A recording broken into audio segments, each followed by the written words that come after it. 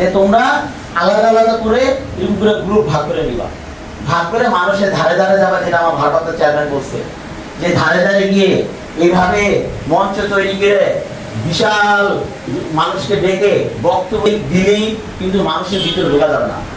মানুষ আমাদের ভোট কেন দিবে এই জিনিসটা মানুষকে বুঝাইতে হবে, ধারে ধারে গিয়ে বুঝাইতে হবে। কোনো ব্লক ওয়াইজ ভাগ করে নিবা, ব্লক ওয়াইজ ভাগ করে নিয়ে এই ব্লক শেষ করবা, আরেক ব্লক এক একজন এক এক ব্লক ভাগ করে যে আমরা এই 5 জনে এই ব্লকটা করবো, এইভাবে ভাগ করে তারপর তোমরা কাজ করতে পারো।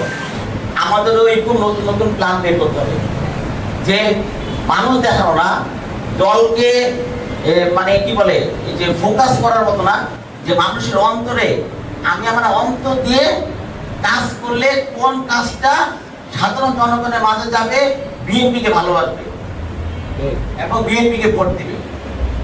আমাদের এই জাতীয়তাবাদী দলকে এই বাংলাদেশের মানুষ ভোট দিতে হলে আমাদের দলের পক্ষ থেকে আমাদের মানুষের জনসাধারণের জন্য কি কি করতে হবে তাদেরকে বোঝাতে হবে না? নারীদের ক্ষমতায়ন সম্বন্ধে বোঝাতে হবে, যুবকদের ক্ষমতায়ন সম্বন্ধে বোঝাতে হবে, কৃষকদের সম্বন্ধে বোঝাতে হবে, তারপর নতুন প্রজন্ম যারা এখন নতুন প্রজন্ম ইয়াং তরুণ যুবক তাদের জন্য কি কি করণীয় এটা তো আমাদের বোঝাতে হবে না? তাহলে আমাদেরকে 31 দফা দিচ্ছে, 31 দফা অনেকে আমরা খালি কাগজ দেয়, 31 দফা সম্বন্ধে কিন্তু অনেকে জানা নাই। তোমরা আজকে মিটিং এই জন্য তোমরা 4-5 জন মিলে মিলে এক একটা ওয়াইজ গ্রুপ ভাগ করো, যেহেতু 31 দফা 31টা অনুচ্ছেদ আছে, তোমরা এক এক গ্রুপ একটা সম্বন্ধে আলাদা আলাদা জ্ঞান নাও। কেউ যুবকদের সম্বন্ধে জ্ঞান নাও, কেউ নারী ক্ষমতায়নের সম্বন্ধে জ্ঞান নাও, কেউ মনে করো যে একবারে কৃষকরা জাতীয়তাবাদী দলকে মানুষ ভোট দিতে হলে কৃষকদের আমরা কি কি সুবিধা দিব। আমি নিরীক্ষণ করার চেষ্টা করতেছি, আমি চেয়ারম্যান সাহেবকে জানাইছি, চেয়ারম্যান সাহেব যদি মনে করেন যে উনি আমাকে দিয়ে করাবেন তাহলে আমি পাবো, আর যদি মনে করেন যে না আমাকে দিয়ে উনি রাজনীতিটা করাবেন তাহলে উনি যে সিদ্ধান্ত নেবে ওইটাই আমি মাথা রেখে দিব। এবং উনি যদি আমি যেহেতু 14 আসেন আমার পরিবার পুরো এখানে প্রায় 50 বছরের উপরে আমার পরিবারের বসস্থান এই এলাকায় এই বাসায়, যে সিদ্ধান্ত নিবে ওই সিদ্ধান্তেই আমি মাথা পেতে নিব, আমি সব কাজ করবো।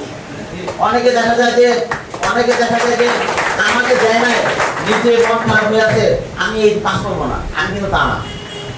আমি সাংগঠনিক একটা ছেলে, আমি দলের সর্বোচ্চ করার চেষ্টা করি, যতটুকু দল আমার কাছে চায় এর চেয়ে ভালো করে করার চেষ্টা করি। যেহেতু দলটা আমি করি ওইটা ভালো মতো করার চেষ্টা করি।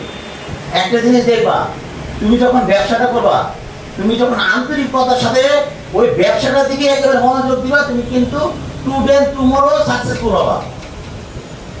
আমি রাজনীতিটা করি, রাজনীতিটা ভালো মতো করি। সুতরাং আমি যদি রাজনীতি করি, দলের সকল সাংগঠনিক কাজ আমাকে দল যেভাবে দায়িত্ব দেয়, যেভাবে রাখে, আমি ওইভাবেই করার চেষ্টা করি। সুতরাং আমাকে যদি দেয় করবো, আমাকে যদি না দেয়, মহানগর করতে বলে তুমি থাকো, তোমার আরো বয়স আছে, আরো সময় আছে, তুমি করো, আমার চেয়ারম্যান সাহেব যে সিদ্ধান্ত নেবে ওইভাবে করবো। কিন্তু সাংগঠনিক কাজগুলো করতে হবে।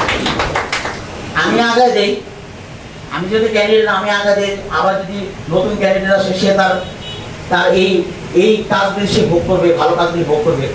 মানুষের ধারে ধারে তো আমার ধানের শীষের জন্য ভোট চাবো, আমি তো আমার জন্য ভোট চাবো না, ধানের শীষের জন্য ভোট চাবো।